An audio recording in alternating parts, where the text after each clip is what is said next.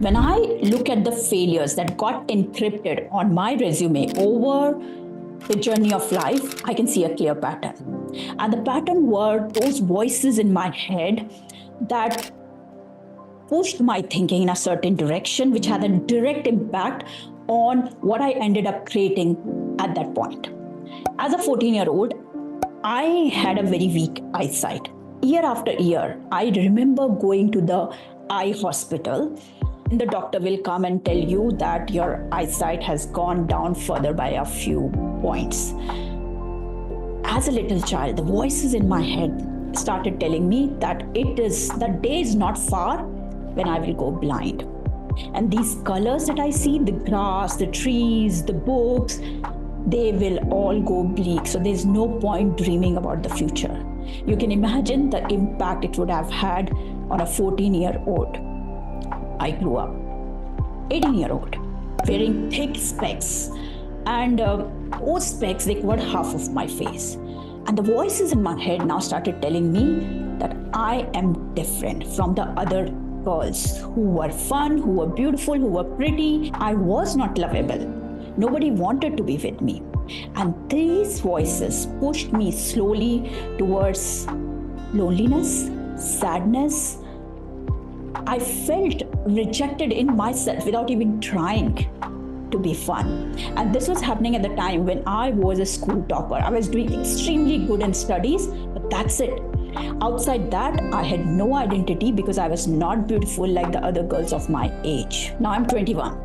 I'm doing CA, a very attractive degree, and everybody in the neighborhood, relatives, my parents' friends, and my own friends, they are eyeing my success. When I would go to the examination hall, the moment I will come out, these voices would start fidgeting with my brain. Like they would roast my brain, where I would just be thinking about what is it that I did wrong? What is it that I didn't read? What is it that I misread? What is it that I answered wrong? What is it that I didn't explain properly? What is it that I didn't register? And I would be so caught up in those voices. 2 hours, 4 hours, 6 hours after my exam that I would end up screwing up my next day exam. This happened for years. Years. I'm not kidding. It took me, instead of 3 to 4 years, a good 6.5 years to clear my CA. I got married. 23-year-old. And within 5 months of my marriage, I lost my dad. Now, those voices, they started telling me that my in-laws, my husband has a big family, and they would get together quite often. And these voices started telling me, these people are not your own. They're having fun. They're laughing. They're making lunches, dinner, elaborate plans. They should rather be sad. They should be sitting with you. They should be mourning the death of your dad because it has just happened. What kind of a family is it? Those voices kept me away from my own people, those people who love me so much today, for a good 6 months before I shut them down. 26. I started looking for my first job. I know it is too late at 26 to start your first job, but my mom had told me that I shouldn't be picking up a job until I finish my CA, and I finished my CA pretty late. So at 26, I'm out there in the lanes. I go to the biggest company I can imagine and the smallest in-house company. And I don't get the job because the voices in my head tell me that I cannot get an entry-level job because I should have got that years back. I'm too late for it. I'm too old for it. I'm too overqualified for it. And I cannot get a CA job because the CAs, they have a certain level of expertise by this time. They are already in the jobs. All the CAs are already in the jobs. It took me a year to find my first job. I become a mother. I have 2 beautiful girls. At 30, the voices in my head started taking a different note. You're not a good mom because you are skipping the netball matches of your girls. You should be there like the other parents, cheering them up. And while I would skip those matches to go grab a coffee for myself or finish my grocery, those voices kept me in a guilty zone for all those years. Until again, I shut them down. to say it's absolutely all right because I deserve that one cup of coffee, of finishing my chores while they were busy somewhere. And it is okay for me to be there only for the semi-finals and the finals.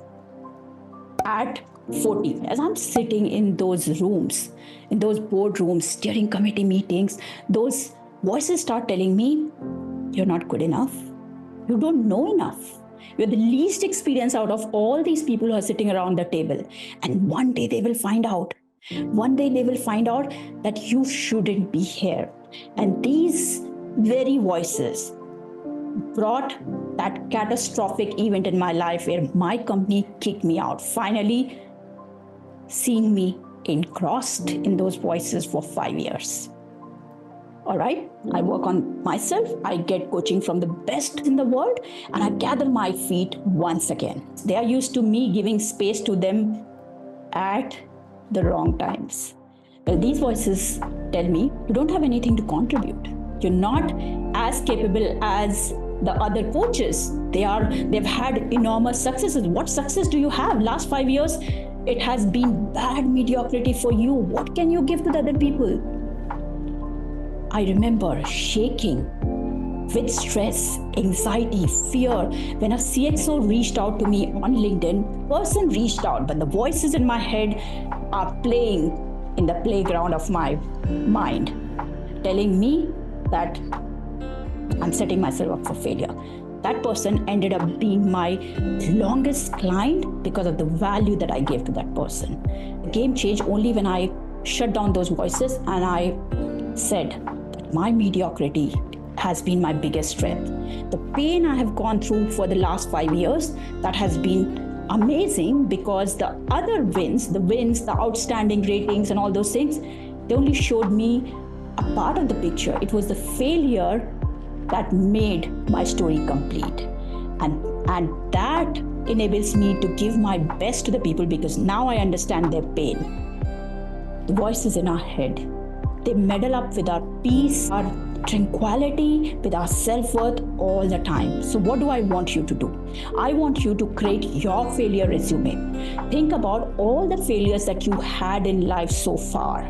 Write them on a piece of paper and write down the voices that you heard in your head that push you towards that failure.